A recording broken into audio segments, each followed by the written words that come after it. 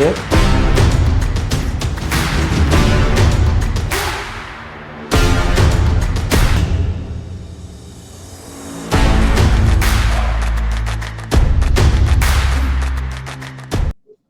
BC రక్షణ చట్టం ఇది కూటమి ప్రభుత్వం ఒక కొత్త అస్త్రంతో ముందుకెళ్తోందా? కలిసి వస్తే సరే, లేకపోతే ఏంటి అనేది. ఇప్పటికే బీసీలకు సంబంధించి ఆంధ్రప్రదేశ్ రాజకీయాల్లో చాలా కీలకమైన అంశం ఏంటంటే, ప్రతి పార్టీ కూడా మాది బీసీల పార్టీ అంటే మాది బీసీల పార్టీ అని చెప్పుకోవడం అనేది పరిపాటే. వైసీపీ అలాగే చెప్తుంది, తెలుగుదేశం పార్టీ కూడా అలాగే చెప్తుంది. కాకపోతే ఇప్పుడు ఒక అడుగు ముందుకు వేసిందా తెలుగుదేశం పార్టీ? ఎందుకంటే బీసీ మంత్రులతో ఒక భారీ కమిటీని కూడా ఇప్పటికే ఏర్పాటు చేశారు. ఇప్పుడు రేపు ఈ బీసీ రక్షణ చట్టం తర్వాత ప్రజల్లోకి ఎలా వెళ్ళాలి, ఏంటి, బీసీలకు సంబంధించి ఎలా నిర్ణయాలు తీసుకోవాలి అంటే వాళ్ళతో కలవడాలు, సమ్మేళనాలు, లేదంటే వాళ్ళతో సమావేశాలు, ఇవన్నీ కూడా నిర్వహించడానికి ఒక పక్కా ప్రణాళిక, ఒక షెడ్యూల్ అయితే రెడీ చేసుకుంటున్నారు. ఒక సరికొత్త వ్యూహంతో అయితే ముందుకు వెళ్తున్నారు. ఎంతవరకు సక్సెస్ అవుతారు? ఈ బీసీల రక్షణ చట్టంతోటో లేదంటే ఈ బీసీల కోసం మంత్రులు వేసిన కమిటీ ఎంతవరకు వైసీపీ నిర్ణయాలకి, వ్యూహాలకి చెక్ పెడుతుంది? ఇది అంశం మీద చర్చించే ప్రయత్నం చేస్తాం. సార్, వాస్తవానికి ఎప్పటి నుంచో మాది బీసీల పార్టీ అని చెప్పుకోవడం తెలుగుదేశం పార్టీ, లేదు బీసీలకు వాళ్ళకంటే మేము ఎక్కువ చేసామని చెప్పే ప్రయత్నం వైసీపీ చేయడం. మొన్న 5 ఏళ్లలో మేమేం తీసుకొచ్చాము ఏంటనేది. కానీ ఇప్పుడు సడన్ గా ఒక రక్షణ చట్టం తీసుకొస్తున్నారు. ప్రత్యేకంగా మంత్రులతో, బీసీ మంత్రులతో ఒక భారీ కమిటీ కూడా వేశారు. ఏమనుకోవాలి టీడీపీ ఆలోచన కానీ ఏంటి భవిష్యత్తు వ్యూహం? అన్నం కావాలని అడిగినటువంటి వాళ్ళకి నీ భవిష్యత్తుకి బ్రహ్మరథం పట్టేలా చేస్తాను అని చెప్పేసి ఒక పేపర్ రాసి చేతికి ఇచ్చినట్టుంది ఇది వ్యవహారం. అంతకు మించి ఏం లేదు. ఇప్పుడు బీసీలకి సంబంధించి అంటే లైక్ ఎస్సీ ఎస్టీ అత్యాచారాల నిరోధక చట్టం ఉంది కదా, అట్లా ఒక చట్టం వేస్తారు వీళ్ళు, రక్షణ చట్టం. ఇందులో దీని ద్వారా ఏం ఉరుగుతుంది? బీసీ కులం పేరుతో తిడితే కేసు అంటే వీళ్ళు ఇంకొక వర్గానికి శత్రువులు అవడం తప్ప ఏమన్నా ఒరిగేది ఉందా? అవతల వాళ్ళని మీద కేసులు పెట్టడానికి ఇది ఒకటి. దీనివల్ల బీసీకి ఒరిగేది ఏంటి? ఇప్పుడు బీసీలకి విద్యలో వాళ్ళు ఫాస్ట్ గా ఉన్నారు ఇప్పుడు, కానీ ఇప్పుడు ఫీజు రియంబర్స్మెంట్ ఆగిపోతే నష్టపోయేది ఎవరు? బీసీ. ఎందుకంటే ఓసీలు ఎలాగోలా అవసరమైతే ఆస్తులమ్మైనా పంపిస్తారు, వాళ్ళకి 99% పంపిస్తారు. ఎస్సీ ఎస్టీలకు రిజర్వేషన్ పుణ్యం అని అవకాశం ఉంది. బీసీలకి ఫీజు రియంబర్స్మెంట్ లేకపోతే ఎట్లా చదువుతారు వాళ్ళు? బేసిక్ గా ఇప్పుడు ఫీజు రియంబర్స్మెంట్ ఆగిపోవడం వల్ల హైయెస్ట్ సఫర్ అయ్యేది బీసీలు. ఇప్పుడు వాళ్ళకి అది అరేంజ్ చేయాలా? చాలా మంది ఆగిపోయినాయి సార్, చాలా మంది ఆగిపోయినాయి, చాలా మంది చదువులు కూడా ఆపేశారు. నాకు తెలిసిన వాళ్ళు చాలా మంది ఉన్నారు. అది ఆరోగ్యశ్రీ లేదు, కేవలం కొన్ని ఆసుపత్రులు, అది కూడా తెలుగుదేశం అనుకూలురైన వాళ్ళ ఆసుపత్రుల్లో మాత్రమే చేస్తున్నారు. లేదు అంటే గనక అదేది ఎన్ఓసి తీసుకొచ్చుకుని ముఖ్యమంత్రి కార్యాలయం నుంచి చేయాలి. ఇది 100 మందికి సమస్య ఉంటే 10 మందికే పరిష్కారం. అక్కడ అటు సంక్షోభంలో ఉన్నారు. ఎక్కువగా సఫర్ అయ్యేది ఎవరు? కుల వృత్తులు చేసే బీసీలు సఫర్ అయ్యేది. కమ్మర, కుమ్మర ఇట్లా అందరూ కూడా వాళ్ళు ఆ పనులు చేస్తూ చేస్తూ దానివల్ల శారీరక ఆరోగ్యం బలహీనపడిపోతుంది. వాళ్ళకి ఇక్కడ ఇది అవసరం. వాళ్ళు వెళ్ళి ముఖ్యమంత్రి కార్యాలయం దగ్గర లేకపోతే ఎమ్మెల్యే దగ్గరికి వెళ్ళి, మంత్రి దగ్గరికి వెళ్ళి ఎన్ఓసీలు తెచ్చుకోలేరు. వాళ్ళు సఫర్ అవుతున్నారు. వాళ్ళకి ఏది ఇప్పుడు వీళ్ళు తెచ్చే చట్టంలో ఐఏ అన్న ప్రొవిజన్ పెడితే ఉపయోగం. అలా కాకుండా వాళ్ళని తిడితే కేసు, ఏదన్నా అంటే కేసులు అంటే ప్రయోజనం లేదు. ఇంకోటి, ఇప్పుడు కొత్తగా చట్టం ద్వారా వాళ్ళని సపరేట్ చేయడం తప్ప, ఇప్పుడు పెన్షన్లలో బీసీలకి ఎవరైనా తీసేశారా? ఫీజు రియంబర్స్మెంట్ లో బీసీలకి ఎవరికైనా తీసేశారా? ఆరోగ్యశ్రీ బీసీలకి ఎవరికి లేదని ఏమన్నా చెప్పారా ఇంతవరకు ఎవరన్నా? మరి ఎస్సీకి ఉంది, ఎస్టీకి ఉంది, బీసీకి ఉంది, ఓసీకి కూడా ఉంది. మరి ఇంకా అప్పుడు సపరేట్ గా వీళ్ళు చేసేది ఏంది అక్కడ? అదే కదా, ఆ ఇచ్చేదాన్ని తీసి మళ్ళీ ఇదిగో మీ వరకు సపరేట్ అని చెప్పడం, అంతకు మించి ఏం లేదు. రెండవది, ఈ కేసులు ఏమైనా పెట్టారనుకోండి, దానివల్ల వీళ్ళు మిగతా సమాజానికి దూరం తప్పించి ప్రయోజనం ఏం లేదు కదా బీసీకి సంబంధించినటువంటిది ఇదంటే. ఇకపోతే అసలు చెయ్యాల్సింది ఏంటి? బీసీల ఎదుగుదల. ఈ రాష్ట్రంలో అత్యధిక జనాభా ఎవరండి? బీసీ. అత్యధిక జనాభా బీసీనే కదా. అవును. మరి రాజకీయ ఎదుగుదల వాళ్ళకి ఎంత షేర్ ఇచ్చారు మీరు? ఉమ్, ప్రాతిపదికను చూసుకున్నప్పుడు అగ్రకులాలకి ఎంతమందికి ఇచ్చారు, బీసీలకి ఎంతమందికి ఇచ్చారు, నెంబర్ 1. నెంబర్ 2 ఉమ్, వచ్చేటప్పటికి బలమైన బీసీ లీడర్ని ఎదగనిస్తున్నామా మనం? ఉమ్, మెయిన్ పాయింట్ అది. బలమైన బీసీ నాయకుడిని ఎదగనిస్తున్నామా ఎవరినైనా? ఇప్పుడు చంద్రబాబు గారితో సమానంగా ఒక బీసీ నాయకుడు చెప్పండి. ఏం అచ్చెన్నాయుడు అప్పటి నుంచి లేడా రాజకీయాల్లో? ఉమ్, లేకపోతే కనుక చంద్రబాబు గారి కంటే సీనియర్లు అయిన బీసీ నాయకులు ఉన్నారు. వాళ్ళందరూ ఇప్పుడు అవును. ఎక్కడ ఉన్నారు? ఉమ్, ఏం చేస్తున్నారు వాళ్ళు? వాళ్ళ వారసులను ఉమ్, తీసుకొచ్చి, ఇప్పుడు అయ్యన్న పాత్రుడు ఎవరు? బాబు గారి కంటే ఉమ్. సీనియర్. యనమల ఎందుకు? ఎన్టీ రామకృష్ణ. రామారావు గారితో స్టార్టింగ్ నుంచి ఉన్నాడు ఆయన. ఉమ్, యనమల రామకృష్ణ అయినా ఎన్టీఆర్ గారితో ఉన్నటువంటి వాడు. చంద్రబాబు గారు తర్వాత కదా పార్టీలోకి వచ్చింది. మొదట ఆయన కాంగ్రెస్ తరఫున పోటీ చేసి గెలిచి మంత్రిగా కూడా చేసి ఆ తర్వాత కదా ఆయన వచ్చింది. కాంగ్రెస్ ఓడిపోయాక వచ్చారు ఆయన, అంతే కదా. మరి అప్పుడు ఏ ప్రాతిపదికన మరి వాళ్ళు బాబు గారి కంటే సీనియర్లు అయిన బీసీ నాయకులేమో పక్కకి వెళ్ళిపోయా. ఇప్పుడు తమిళేని సీతారామైనా చంద్రబాబు ఎన్టీ రామారావు గారితో ఉన్నట్టు. ఇప్పటికే ఆ యనమల రామకృష్ణ గారికి రాజ్యసభ వస్తుందనో లేదంటే గవర్నర్ చేస్తారనో ప్రతిసారి ఎదురు చూస్తున్నారట. అదే సరే పాపం ఆయన వదిలేద్దాం. ఆయన బీసీఏ కదా. అదే అనేది నేను అనేది, మాస్ లీడర్షిప్లు, క్లాస్ లీడర్షిప్లు అనేటటువంటిది ఎదగనీయలేదు అనే కంటే వీళ్ళు ఏమంటారు, ఎకామడేట్ చేసామంటారు. ఎకామడేట్ ఆర్ లీడర్షిప్, ఈ రెండు లెక్క. ఇక్కడ ఆంధ్రప్రదేశ్లో విచిత్రం ఏంటంటే బీసీలలో వాళ్ళ నాయకుడిని వాళ్ళు ప్రమోట్ చేసుకోరు. మీరు ఇక్కడ చూడండి, కాపులు పవన్ కళ్యాణ్ ఆయన నాకు సీఎం ముర్రో అన్నా సరే నువ్వే సీఎం అంటారు. ఆయన నాకు ఈ అధికారం వద్దురా అన్నా సరే లేదు నువ్వు అధికారం అంచుకోవాల్సిందే అంటారు. ఆ తెలుగుదేశం నేను కాంప్రమైజ్ అయిపోతాను, నన్ను వదిలేంటారు ఆయన అన్నా సరే లేదు నువ్వు అట్టెట్ట ఉంటావు అంటారు. అంటే అక్కడ ఆ టెంపర్మెంట్ ఉంది కాపుల్లో. మనం సీఎం పట్టాలి, మనం అధికారం చేపట్టాలి. బీసీలో ఎవరికి ఉందండి అది? ఆ టెంపర్మెంట్.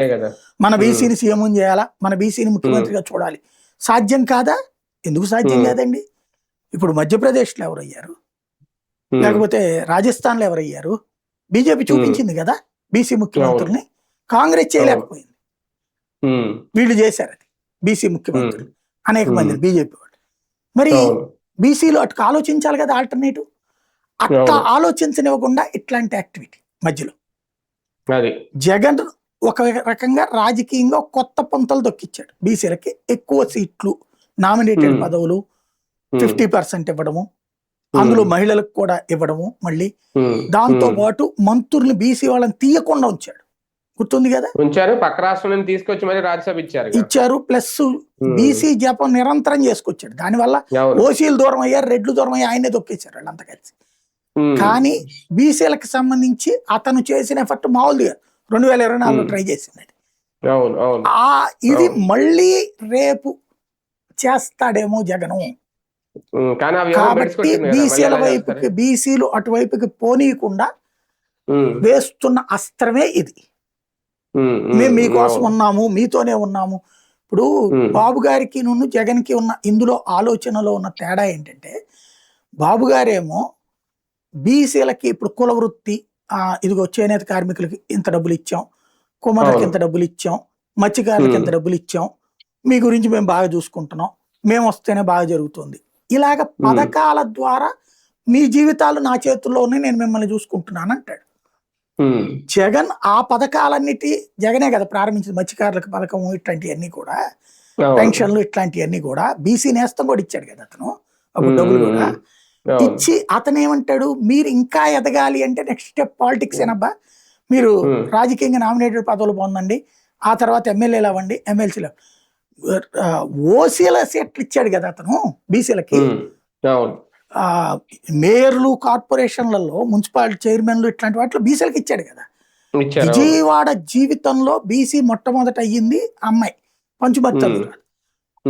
అది కూడా ఏంటి, లాటరీలో రిజర్వేషన్ లో బీసీ మహిళ రాబట్టి, అక్కడ లాటరీలో బీసీ మహిళ రిజర్వేషన్, విజయవాడ కార్పొరేషన్ మహిళ బీసీ కాబట్టి ఎతికి మరీ తీసుకొచ్చి ఇచ్చారు. తర్వాత తెలుగుదేశం మళ్ళీ కోనేరు శ్రీధర్కి ఇచ్చింది కదా, ఓసీకే కదా ఇచ్చింది. జగన్ ఏం చేశాడు మరి ఓసీగానే ఉన్నప్పుడు? ఉమ్. అమ్మాయి ఎవరు ఆ, నగరాల అమ్మాయికి ఇచ్చాడు కదా, అవునవునవును. ఆ, భాగ్యలక్ష్మి ఎవరు ఉన్నది కదా అప్పుడు, బాగా అవునవును. ఆ, నగరాల అమ్మాయికి బీసీ. ఆ క్యాస్ట్ అటు శ్రీకాకుళం జిల్లా అక్కడ ఉంటారు. తర్వాత మన గుంటూరులో నగరాలని ఒక ఏరియానే ఉంది, అక్కడ ఉంటారు బాగా. విజయవాడ 1 టౌన్, దాదాపు 30-40 వేల కుటుంబాలు అక్కడ. ఎతికి మరి ఇచ్చాడు కదా బీసీలకు అక్కడ. బీసీలలో కూడా శాంతం వెనుకబడిన కులాల వాళ్ళకి బోల్డ్ నామినేట్ పదవులు ఇచ్చాడు అతను. అలాగే బోల్డ్ అని ఇచ్చుకొచ్చాడు. అంటే పొలిటికల్గా వాళ్ళని హైప్ తీసుకొద్దాం అనుకున్నాడు జగన్. ఎందుకంటే వీళ్ళు ఎదుగుతున్నప్పుడు మాట వింటారు. ఇప్పుడు ఓసీల్లో వచ్చి ఆల్రెడీ పండిపోయినటువంటి నాయకులు ఏంటి, సలహాలు చెప్తుంటారు కానీ విని అమలు చేయరు బేసిక్గా. ఇతను కొత్తగా సీఎం అయ్యాడు, ఇక ఫ్యూచర్ లో తను స్ట్రాంగ్ గా ఉండిపోవాలి, తను 30 ఏళ్ళు అనుకున్నాడు కదా. అందుకని అలా స్ట్రాంగ్ గా ఉండాలంటే బీసీ ఎస్సీ ఎస్టీ నాయకులు మనం బాగా ప్రోత్సహిస్తే వాళ్ళు మన వెనకాల ఉంటే సరిపోతుందని లెక్కేసుకున్నాడు. అందుకే కులాల వారి లెక్కలేసుకునే చేశాడు. మరి జగన్ అలా చేయడం వల్ల బీసీల్లో చైతన్యం వచ్చింది. వాస్తవంగా చెప్పాలని నాకు బాగా గుర్తు, కొంత ఒక 3-4 తెలుగుదేశం సంబంధించిన బీసీ నాయకులు అయితే ఇంకో కొన్ని రోజులు ఉండుంటే గనక గ్యారంటీ వైసీపీ వైపుకి వెళ్ళిపోయేవాడు ఎలక్షన్స్ టైం. అయితే చివరిలో తెలుగుదేశం సీన్ అర్థం చేసుకుని నాయకుల్ని, బీసీ నాయకులు ఇళ్ళ దగ్గరికి పంపించింది, పెద్ద నాయకులు. పదే బాబు గారు మీటింగ్లు పెట్టారు, లోకేష్ గారు మీటింగ్లు పెట్టారు. ఇప్పటిదాకా మీకు ఎట్లా జరిగిందో వదిలేసేయండి, ఈ ట్రిప్ మీకు ఫుల్గా చూసుకుంటాం, ఈ ఒక్కసారికి మా మాట వినండి అని వాళ్ళని బాగా మోటివేట్ చేయడం వల్ల జరిగింది. అక్కడ ఆగారు, ఇటు ఓట్లు పడ్డాయి. ఇప్పుడు వాళ్ళు సరైనటువంటి అవకాశాలు వీళ్ళు ఇవ్వలేరు.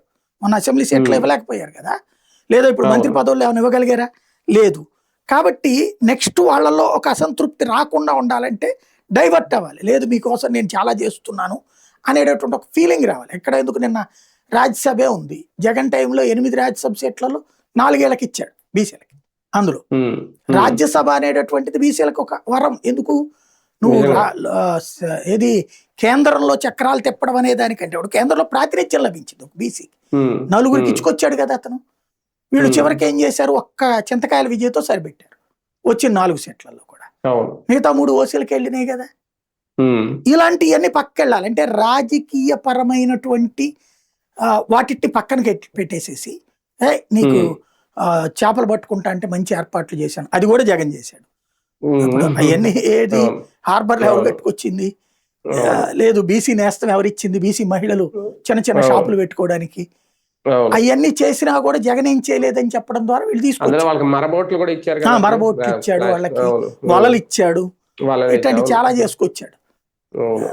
వీళ్ళు ఇప్పుడు వచ్చేటప్పటికి అంతకంటే మేము చేస్తున్నామని చెప్తున్నారు, అది మోటివేట్ చేసే ప్రయత్నం చేస్తున్నారు అనమాట. నేత కార్మికులు కూడా చాలా చేశారు అప్పుడు. ఇప్పుడు అదే కదా ఇప్పుడు వీళ్ళు కొనసాగిస్తుంది, 25,000 రూపాయలు వీళ్ళు కొనసాగిస్తున్నారు ఇప్పుడు. మామూలు మగ్గాలకు ఇంకో జోక్ ఏంటంటే ఆంధ్రప్రదేశ్ మొత్తం మీద చేనేత కార్మికుల నియోజకవర్గం అంటే ఓటర్ల పరంగా హైయెస్ట్ ఉన్నటువంటి ఏకైక నియోజకవర్గం మంగళగిరి. అవును, దాన్ని తీసుకుని ఇదివరకు చేనేత కార్మికులు నడిచినటువంటి సందర్భం ఉంది అక్కడ, చేనేత వర్గానికి సంబంధించి. అది ఇప్పుడు లోకేష్ అక్కడ, ఇదివరకు ఆయన రెడ్డి, ఇప్పుడు లోకేష్. వాళ్ళకున్న అది కూడా ఛాయిస్ లేకుండా పోయింది. అట్లా ఉంటాయి కొన్ని. సార్ ఒక రకంగా అంటే బీసీ మంత్రులతో కూడా కమిటీ వేశారట, ఇప్పుడు వాళ్ళందరినీ కూడా ప్రజల్లోకి పంపిస్తున్నారు. అంటే ఈ చట్టం తర్వాత దీని ప్రయోజనాలు చెప్పడంతో పాటు బీసీలో ఐక్యత తీసుకొచ్చే ప్రయత్నం ఏమైనా చేస్తుందా టీడీపీ? ఇదివరకు జగన్ చేసిన ప్రయత్నం ఇప్పుడు వీళ్ళు చేస్తున్నారు. అప్పుడు బస్సు యాత్ర చేశారు, బస్సు యాత్ర, మంత్రులతో సమావేశాలు, బహిరంగ సభలు పెట్టించారు. బహిరంగ సభలు పెట్టించారు కదా వివిధ ఏరియాలో గర్జనలు అనేసి. అట్లాగే ఇప్పుడు వీళ్ళు, ఎందుకంటే అప్పుడు వాళ్ళు ఎట్లయితే బీసీని ఎంచుకున్నాడు కాబట్టి ఈ దఫా మేము కూడా బీసీలకి తక్కువేం కాదు, మేమే బీసీల ప్రతినిధులు అని చెప్పే ప్రయత్నం చేస్తారు ఆటోమేటిక్ గా. ప్రజల్లోకి అయితే పంపిస్తున్నారు వీళ్ళందరినీ. కానీ ఈ చట్టం ద్వారా అంటే ప్రయోజనం ఏమన్నా ఉంటుందా భవిష్యత్ వీళ్ళకి, బీసీలకి మేము కల్పించామని? అదేమన్నా రేపొద్దున 2029 ఎన్నికల మీద చూపిస్తుందా ప్రభావం? అదే చెప్పాను కదా, నాకు ప్రయోజనం వ్యక్తిగత ప్రయోజనమా, నాకు ఇప్పుడు ఫర్ ఎగ్జాంపుల్ మనకి ఒక మహిళల మీద అత్యాచారాల నిరోధానికి ఒక చట్టం ఉందండి, దిశ కాకపోతే నిర్భయ ఉంటది. దాన్ని చూసి ఓటేసేస్తారా?